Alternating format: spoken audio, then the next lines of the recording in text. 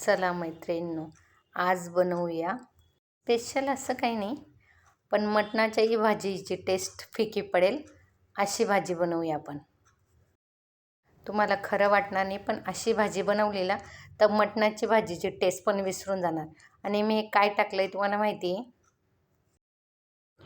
हे मी का टाकलं आहे त्याचा अर्थ मी तुम्हाला नंतर सांगते. पण आपला ताट रेडी आहे. नक्की अशी भाजी बनवून बघा. आपण आता भाजी बनवायला घेऊया. त्याच्यासाठी मी 1 वाटी उडदाची डाळ घेतलेली आहे. तिला आपण स्वच्छ पाण्याने धुवून ठेवून द्यायची भाजीला फोडणी घालण्याच्या अगोदर.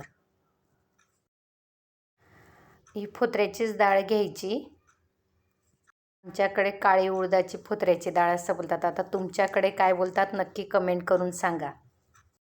आमच्या खानदेशमध्ये तर हेच बोलतात. आता मी कढई ठेवली आहे, गॅस लावला आहे. त्याच्यात मी 3 पळ्या तेल टाकलं आहे. तुम्ही तेलाचं प्रमाण कमी जास्त घेऊ शकतात. ही मी 4 लोकांची भाजी बनवली म्हणून 3 पळी तेल ॲड केलं आहे. आता आपलं तेल गरम झालं का हा गरम मसाला मी ऑलरेडी माझा केलेला असतो. कारण की मला वीकली सुट्टी राहिली का मी गरम मसाला करून ठेवते, ज्याने आठवडाभर कामावरनं आल्यानंतर दगदग नको व्हायला भाजी बनवायला. नाही तर महिलांचा रोजच प्रश्न असतो की भाजीला काय बनवायचं. रात्री कामावरून आलं का थोडं पातळ भाजी खाल्ली का बरं वाटतं.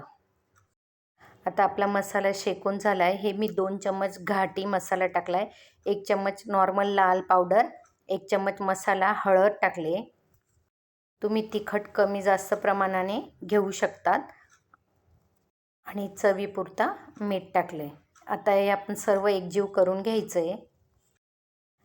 आता आपले हे मसाले चांगले तेलामध्ये शेकून घ्यायचे आहेत. कामावरनं आलं ना तर गरम मसाला बनवलेला राहतो तर झटपट भाज्या बनतात, वेळ लागत नाही. ऑलरेडी कामावरनं थकून आलेलो असतो आणि जेवण बनवायचं म्हटलं का कंटाळा येतो. पण गरम मसाला रेडी असल्यावर पटकन बनतं भाजी. थोडा कॅमेरा हल्ला माझा, पण काही हरकत नाही. ही लाल मिरची पावडर टाकली रंग येण्यासाठी.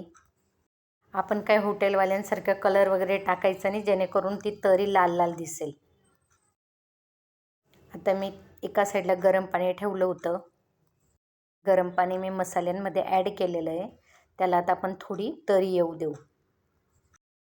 कामावरून आल्यानंतर कंटाळा येतो जेवण बनवायचा, पण बाहेरचं खायचं म्हटलं तर भीतीच वाटते. आता पनीरमध्ये एवढी भेसळ येते, म्हणून त्यापेक्षा आपण घरीच दाल भात, दाल रोटी काहीही बनवलं तर घरचंच बेस्ट.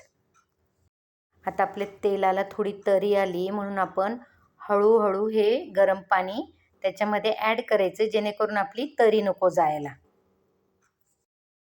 आपल्याला डाळ शिजायला जितकं पाणी लागतं तेवढं आपण ॲड करू शकतो, कारण की आपली डाळ धुवून 10-15 मिनटं होऊन गेलेत.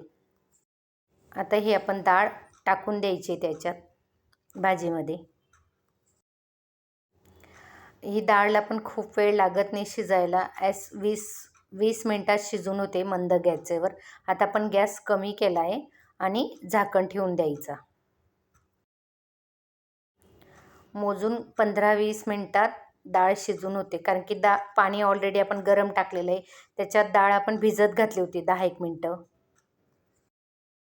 आता आपली डाळ शिजली का नाही हे बघितलं मी. डाळ शिजून झालेली आहे. आपली भाजी रेडी आहे छानपैकी. आता आपण ताट बनवायला घेऊया. मला नेहमी असा ताट बनवूनच दाखवायला आवडतो. मस्त कांदा कापला आहे, लिंबू आणि आपली बाजरीची भाकर. आपला जेवणाचा ताट रेडी. हां, मी तुम्हाला म्हटलं होतं की मी भाजीमध्ये काय टाकलं. आता भाजीमध्ये ही मी 1 पळी तेल टाकलं आहे. हे तेल शेंगदाण्याचंच हवं आणि असं शेंगदाण्याचं तेल टाकून तुम्ही भाजी खाऊन बघा. तुम्ही नक्की कमेंट करणार की ताई खूप छान भाजी लागते. तेल शेंगदाण्याचंच पाहिजे. आवडले असल्यास लाईक करा, शेअर करा आणि सबस्क्राईब करा.